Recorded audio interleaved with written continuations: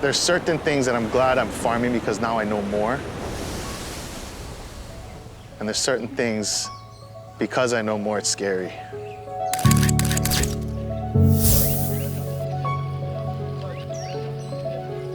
It's just interesting all the time, you know? Everything happens, you never know what's going down. And you just have to learn it as you go. And then part of like learning how to make things work is like knowing the history of Hawaii agriculture.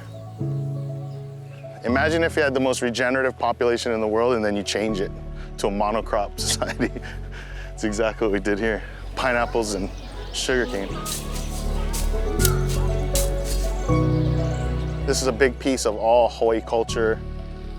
There's like hope that everybody finds value in doing things like this.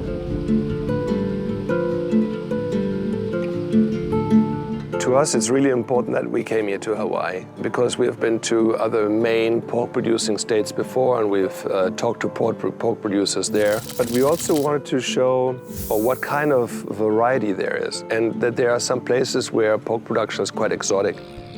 It's not a cookie-cutter type of product. It's a very diverse product. It's a product that can be produced under very different conditions and can be made into very different products that consumers can enjoy. Yeah, I'm from the Big Island of Hawaii. My dad is from Big Island. My mom is from Molokai. After you realize how beautiful it is, you really want to cherish it. And I think, you know, being the oldest of 3 boys and having a dad that's really into the forest and, you know, a mom that's a nurse that cares for the community and you know, the strong foundation of humans that I grew up around that really created who I am now, I think. Yeah, we have a responsibility being from Hawaii to be a certain type of person. Really aloha, really welcoming, really open to everything, and happy, I think.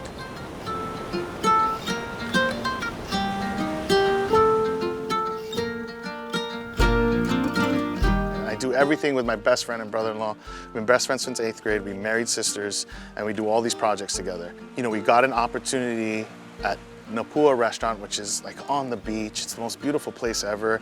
And the whole time we just felt like we don't belong. We're not at that level. So we've been pushing ourselves to get to that level. We can't even like take it for granted, even for 1 second, because it'll slip through our fingers. And that's how it's always felt. And it still feels like that now. Have a functioning farm to a functioning restaurant. It's our farm to our restaurant. So it's great to have our pork and then whatever we can from the farm, so like, you know, the kao, the marugai, all those things that we can use in the restaurants, both sides. You know, I think it's a huge plus for us. And if the whole island as a collective would just learn and continuously grow, it's like, hey man, that pork from the Big Island, man, they got it. Like, you do it a different style. So I think sooner or later we just end up raising the pork quality and stuff like that. We always thought that what if the hotels participated in Hawaii agriculture? What if tourism really was a part of our whole community? What if they didn't look at it as just a destination, but to be a part of it? We decided we were gonna start a farm. And I was telling my dad, like, I'm thinking about being a pig farmer. And he's just like, you don't even feed the dog well. Maybe 2 weeks after that, my dad was like, hey, he slid me over this application, and it was a Kamehameha School's application for the Mahiai matchup. It was an agricultural business plan contest, and then whoever had the best agricultural idea for the land got the land for free and some seed money. We got second. I've never been more pissed off in my whole life, being second place, but they loved our idea, so they gave us the land, and the 20 grand went to shipping 6 girl Berkshire pigs from Santa Rosa, California. This is our first shack. It housed all the feed that we needed for the farm. It did everything. And then a lovely lady anonymously gave us $80,000. I still don't know who it is. And then that's when we built the building, fixed our tractor. I think there's that kind of support all over.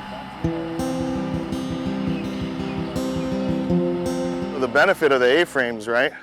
Okay, everything's on sleds, and when the pig rolls over and bodies, there's an empty void here where the piglets can get out of the way. In creating farms and looking at generations, like, no, you're just gonna do it the right way. You're gonna start off with Berkshire pigs, it's a black pig that does well on foraging, good muscle structure, the marbling in the meats, and will do great out in the wild. Alongside coffee is macadamia nuts is one of the biggest agricultural industries here. So we have an excess of mac nuts here. When we would hunt pigs as kids, pigs you catch under the mac nut trees are always the most delicious. It wasn't about what it was going to cost, but what could we feed them that would make them very Hawaii?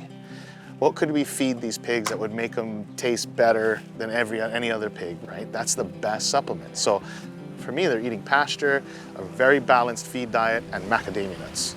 And then they rotate around the pasture nonstop.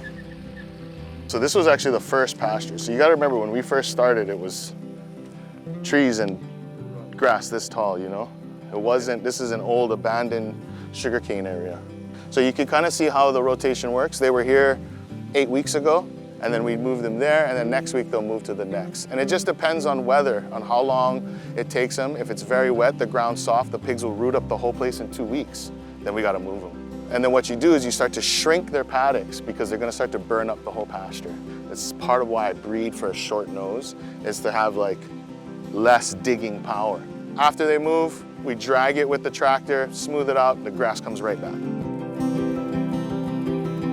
The reason why these animals are rotated from one paddock to the next is so that the grassland can actually recover after a relatively short period of time that the pigs are on there.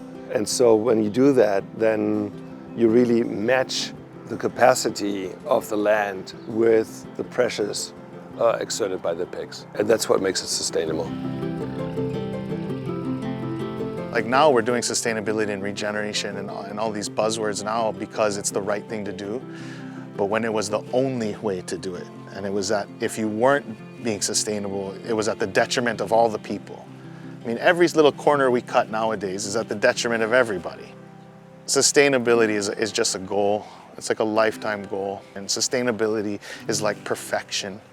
It's something you know that we all chase, but I don't think we'll ever get to where it's like 100% sustainable or perfection.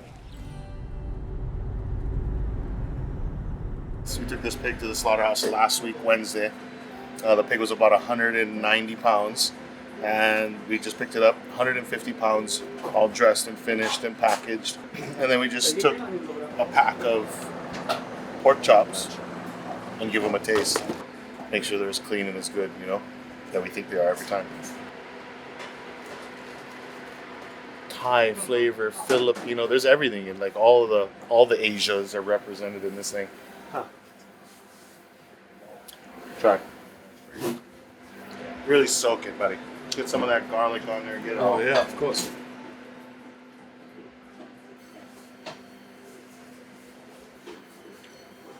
That might just change his life. Oh my God, I'm lost. It's awesome. That's how Hawaii works. It's all of the flavors, it's all of the cultures, and accepting and being willing to try all the things.